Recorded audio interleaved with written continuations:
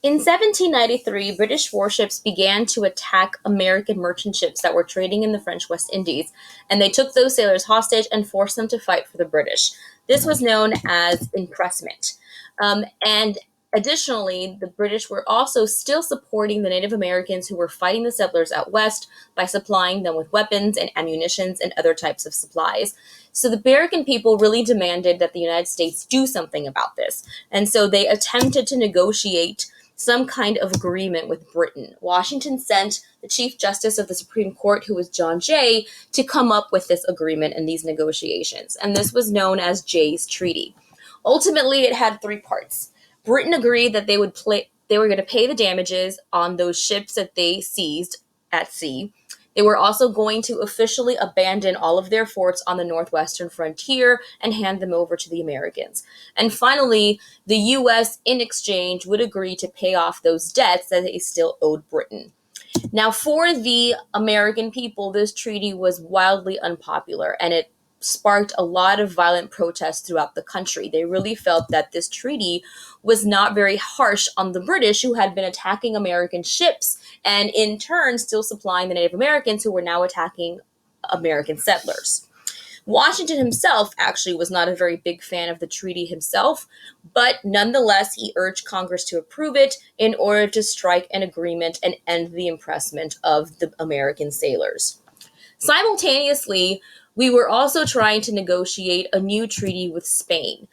Spain and the United States were disputing the border of Florida, and they further closed the port of New Orleans once again to the United States in 1784. So Thomas Pinckney was sent in order to negotiate a treaty with Spain that would allow us to start using the port again and finally establish the border of Florida so we could have a clear distinction between what was U.S. territory and still Spanish territory. Manuel Godoy was the one who was in charge of the Spanish side of things when they met. He was the ambassador for Spain, who was going to negotiate the treaty with Thomas Pinckney.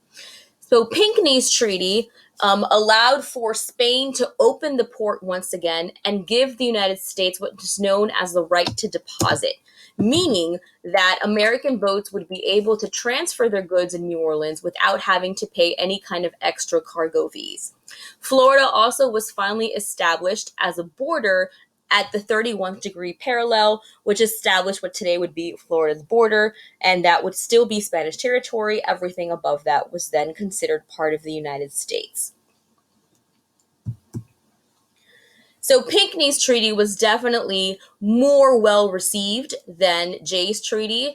The United States ended up coming out ahead on this treaty, and the fact is Manuel Godoy didn't really think that the United States would actually put up this much of a fight in the treaty. He expected that Pinckney would kind of agree to anything, but Pinckney stood his ground and was able to hold out until finally Spain agreed to open the port and establish the Florida border. So these were two major treaties that came out during Washington's term, Jay's Treaty and Pinckney's treaties, which began to first establish our ongoing relationships with Britain and Spain. And we began to see kind of an emerging power in the United States.